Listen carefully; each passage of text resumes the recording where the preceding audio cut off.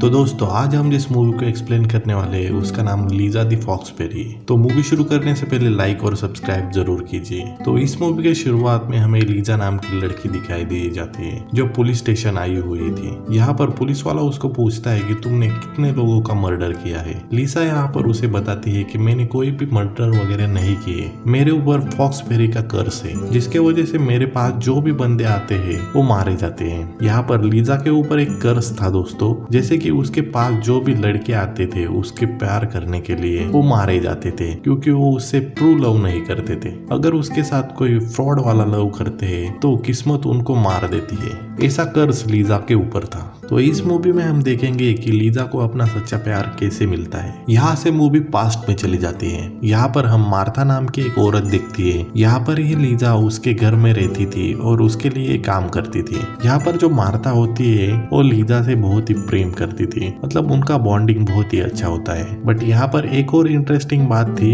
इनके साथ टॉमी नाम का सिंगर जो ऑलरेडी मरा हुआ था वो भी इनके साथ रहता है। यहाँ पर इंटरेस्टिंग बात ये थी कि सिर्फ लीजा को ही वही सिंगर दिखाई देता था। यहाँ पर जो टॉमी होता है वो लीजा से प्यार करता है बट लीजा को इसके बारे में कुछ भी नहीं पता। यहाँ पर एक दिन मार्था उसे कहती है कि तुम्हें भी शादी कर लेनी चाहिए क्योंकि अभी तुम्हारी भी एज बढ़ रही है। यहाँ पर लीजा भी उसको हाँ कहती है और कैफे में चली जाती है लड़कों को ढूंढने के लिए। बेसिकली मूवी में मैट्रिमोनियल साइट ओपन नहीं थी उस टाइम। लीजा कैफे में ऑर्डर करके उसी टेबल पर बैठ जाती है, तभी उसके सामने एक बंदा आकर बैठ जाता है। लीसा अपने मन में सोचती है कि काश मैं इसी लड़की के साथ शादी कर लूं, बट तभी उसकी वाइफ वहां पर आ जाती है और वो दोनों भी चले जाते हैं। दूसरी तरफ हमें टॉमी का सीन दिखाई दिया जाता है जो मार्था को मार देता है। यहाँ पर टोनी नहीं चाहता था कि लीजा किसी के साथ शादी करे क्योंकि वो चाहता था कि लीजा उसकी हो जाए। लीजा जब घर पर आती है तो मार्था के रिश्तेदार ऑलरेडी वहां पर थे, तभी उसको पता चलता है कि मार्था की डेथ हो गई। यहाँ पर मार्था के जो रिश्तेदार होते हैं वो लीजा से बोलते हैं कि तुमने प्रॉपर्टी के लिए मार्था को मार डाला। इसी वजह से लीजा बहुत ही दुखी हो जाती है और वहां से अपना सामान लेकर बाहर निकलने लगती है।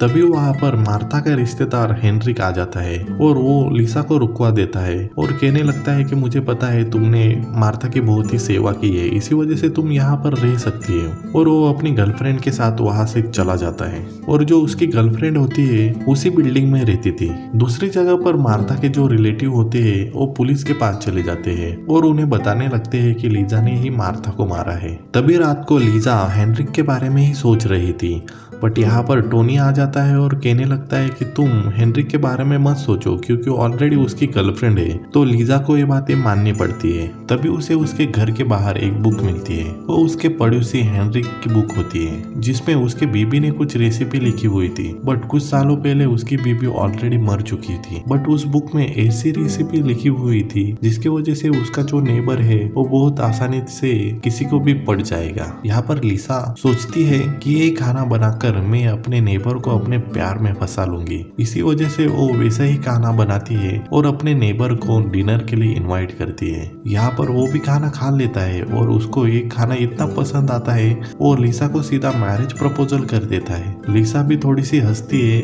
और किचन में मीठा लेने के लिए जाती है। तभी यहाँ पर टोनी आ जाता है और उसी नेबर को एक मच्छी खिला देता है जिसके वजह से नेबर के गले में वो कांटा अड़क जाता है और नेबर वहां पर ही मर जाता है। दोस्तों लीसा बाहर आकर देखती है तो बहुत ही कंफ्यूज हो जाती है। उसके बाद में वहां पर पुलिस आ जाती है। यहाँ पर पुलिसों को लीसा के ऊपर बहुत शक था, बट वहां पर कुछ सबूत भी ना मिलने की वजह से पुलिस वाले वहां से लाश निकल चले जाते हैं। तभी लीसा को अपने घर के अंदर फॉक्सबेरी की बुक दिखाई दी जाती है। उस फॉक्सबेरी की बुक में लिखा हुआ था कि किसी लड़की के पास जो भी लड़का आएगा वो मारा जाएगा, उसी को फॉक्सबेरी का शाप कहते हैं। यहाँ पर लीसा को अपनी सिचुएशन फॉक्सबेरी की तरह लगती है, इसके वजह से वो उसको कर समझ लेती है। यहाँ पर दूसरी तरफ पुलिस वाला शेर नाम का एक लड़के को लीसा के ऊपर नजर रखने के लिए कहता है क्योंकि वो चाहता है कि लीसा के ऊपर नजर रखे उसको पकड़ा जाए। यहाँ पर शेर सीधा लीसा के घर पर चला जाता है और उससे कहता है कि मुझे किराए के ऊपर घर चाहिए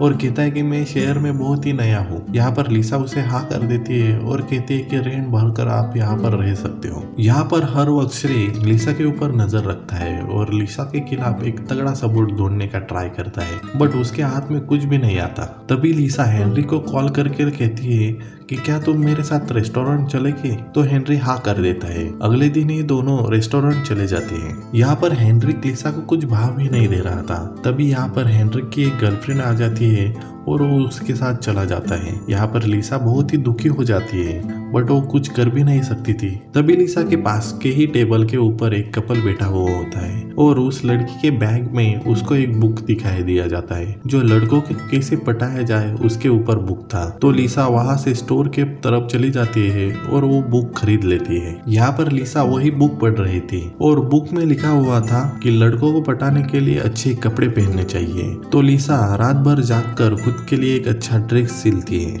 यहाँ पर दूसरी तरफ जो टोनी होता है वो श्रेय को मारने का बहुत ट्राई करता है, बट श्रेय वहाँ पर बच जाता है हमेशा ही। यहाँ पर लिसा उसी ड्रेस में बहुत ही खूबसूरत दिख रही थी और अपने पार्टनर को ढूंढने के लिए वही कैफे में चली जाती है। तभी वहाँ पर एक खंबे के पीछे रिक नाम का लड़का छुपा हुआ था। रिक नाम का लड़का उसके तरफ बढ़ता है और टेबल के ऊपर बैठ जाता है और उसे कहने लगता है कि मैं तुम्हारे ऊपर बहुत ही प्रेम करता हूँ। यहाँ पर लिसा भी थोड़ी सी खुश हो जाती है और उसको डिनर के लिए अपने घर पर इनवाइट कर देती है। घर पे आने के बाद लिसा उसको एक ड्रिंक देती है, बट यहाँ पर टोनी उसी ड्रिंक में जहर मिक्स कर देता है और वो बंदा वहाँ पर मर जाता है दोस्तों। यहाँ पर लिसा बहुत ही दुखी हो जाती है क्योंकि उसे पता नहीं चल रहा था कि यार मेरे साथ के जो भी लोग हैं वो मर क्यों रहे हैं, और वो ऊपर से टॉमी के ऊपर शक भी नहीं कर रही थी क्योंकि टॉमी बहुत सालों से उसके साथ ही रह रहा था। यहाँ पर पुलिस वाले उसके घर में आ जाते हैं और बाहर जाने के बाद रेस से पूछते हैं कि तुम क्या कर रहे हो, उस लड़की के बारे में कोई ठोस सबूत मिला तुम्हें? बट यहाँ पर रे मना कर देता है और उसे थोड़ी ही पता था कि ये सब कुछ एक आत्मा कर रही है।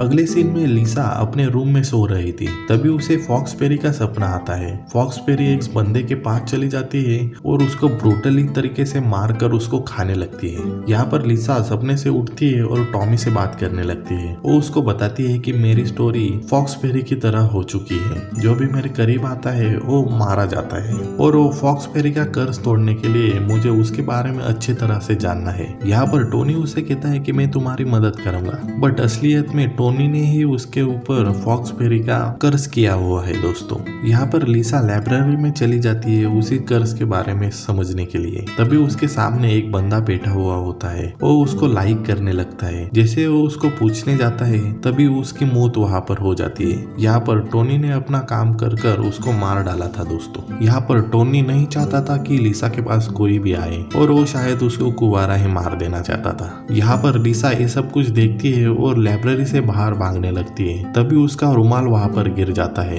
एक लड़का वो रुमाल उठाकर लिसा की तरफ तोड़ने लगता है। तभी एक ट्रक आती है और उसको उड़ा देती है। यहाँ पर शायद वो भी उससे प्यार करने लगा हुआ था। यहाँ पर लिसा जब घर पहुंचती है तो खिड़की में फ्लावर देखने चली जाती है। तभी वहाँ पर एक बंदा लिसा को इम्प्रेस करने का ट्राई कर रहा था, बट उसकी बुरी किस्मत के वजह से टोनी उसको देख लेता है और टोनी वहाँ से उसको गिरा देता है और वो बंदा भी मर जाता है दोस्तों। यहाँ पर लिसा रात को बहुत रोती है और उसको लगता है कि यार मेरे पास जो भी बंदा आता है वो मारा जाता है, शायद मैं ऐसे ही मर जाऊंगी। इसी वजह से वो बहुत ही रो रही थी। ये बातें सुनकर श्रेय वहाँ पर आ जाता है और उसकी मदद करने लगता है, बट यहाँ पर लिसा उसको कहती है कि मुझसे दूर रहो क्योंकि मेरे ऊपर फॉक्सबेरी का कर्ज है, और वो कहती है कि मैं नहीं चाहती कि मेरे वजह से तुम मारे जाओ। यहाँ पर श्रेय कहता है कि तुमने इस कर्ज के बारे में कहाँ से पढ़ा? तो उसको वो बुक दिखाती है। तभी उस बुक में एक पन्ना फटा हुआ था और उसी के अंदर कर्ज को कैसे मिटाए इसके बारे में भी लिखा हुआ था। बहुत ढूंढने के बाद उनको वो पेज भी मिल जाता है। यहाँ पर उस पन्ने में लिखा हुआ था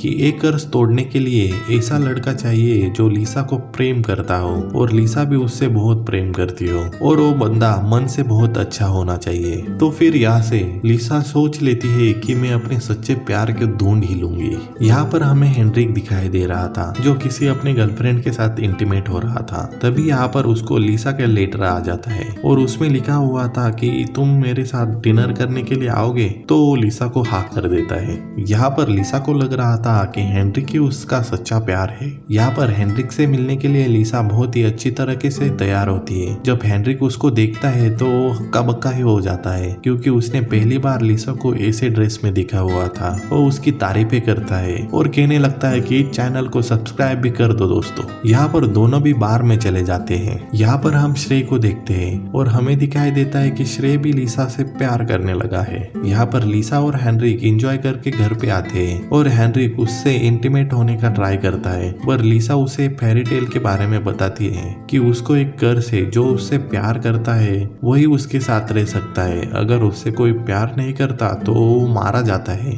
बट हेनरिक उसे कहता है कि मैं ही तुम्हारा सच्चा प्यार हूँ, चलो हम हद से गुजर जाते हैं। यहाँ पर लिसा कहती है कि ठीक है, तो कल हम फिर से मिलेंगे। यहाँ पर हेनरिक वहाँ से चला जाता है और दूसरे दिन हमें दिखाई देता है कि हेनरिक किसी अपने दूसरे गर्लफ्रेंड के साथ इंटीमेट हो रहा है। ये बातें सब कुछ टोनी देख रहा था, तो टोनी को बहुत ही गुस्सा आ जाता है। जैसे हेनरिक लिसा को मिलने के लिए जाता है तो टोनी हेनरिक को वहाँ पर मार देता है और यहाँ पर वो श्रेय को भी मारने का बहुत ट्राई करता है, बट श्रेय किसी ना किसी वजह से वहाँ पर बच ही जाता है। यहाँ से मूवी आ जाती है प्रेजेंट टाइमलाइन में। यहाँ पर वही ऑफिसर पूछ रहा था लिसा से, क्या तुमने हेनरिक को मारा है? बट यहाँ पर लिसा उसे मना कर देती है और कहने लगती है कि मैं हेनरिक से बहुत ही प्रेम करती थी, तो मैं हेनरिक को क्यों ही मारूंगी। इन दोनों में बातें हो रही थी, तभी यहाँ पर श्रेय आ जाता है और ऑफिसर से कहता है कि लीजा ने किसी को नहीं मारा। तो ऑफिसर उसकी बात मानते हुए लीजा को छोड़ देता है। यहाँ पर लीजा घर पर आ चुकी थी, बट अंदर से बहुत ही टूटी हुई थी। वो खुद को ही दर्द पहुंचाने का ट्राई कर रही थी और बहुत ही दुखी हो रही थी। यहाँ पर श्रेय लिसा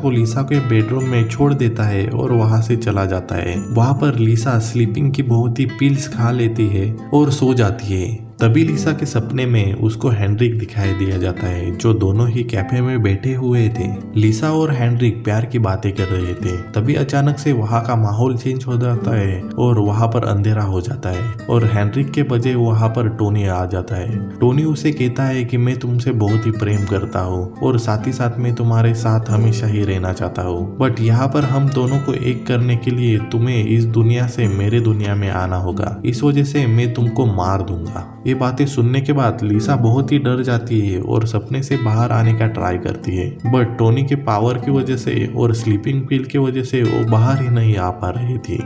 यहाँ पर लिसा थोड़ी फ्रस्ट्रेट करने लगती है और साथ ही साथ थोड़ी सी हिलने लगती है। इसी वजह से ये बातें श्रेय को पता चलती है। श्रेय उसकी मदद करने के लिए आता है, बट टोनी उसके ऊपर झूमर गिरा देता है और उसको बहुत ही मारने का ट्राई करता है, बट श्रेय हार नहीं मानता और लिसा के पास चला जाता है और उसने जो भी पिल खाई थी वो बाहर निकालता है। यहाँ पर लिसा श्रेय के आंखों में देखती है और श्रेय अपने प्यार का इजहार लिसा से कर लेता है। यहाँ पर लिसा को भी समझ में आता है कि जो फेरी फॉक्स का कर्स है उसी वजह से श्रेय अभी तक मरा नहीं है और उसके ऊपर जितना भी मारने का ट्राई किया वो वैसे भी फेल जा चुका है, क्योंकि कर्स के हिसाब से जो लिसा से सच्चा प्यार करेगा वही आदमी कितना भी मरने का ट्राई करे या फिर कोई उसको मारने का ट्राई करे वो जिंदा ही रहेगा। यहाँ पर लिसा और श्रेय दोनों ही एक दूसरे को पसंद करने लगे होते हैं और दोनों भी शादी कर लेते हैं। इनको एक छोटी बच्ची भी हो जाती है दोस्तों, और कुछ ही सालों का हमें सीन दिखाई दिया जाता है जहाँ पर वो घूमने के लिए जा रहे थे और साथ ही साथ टोनी भी उनके साथ था,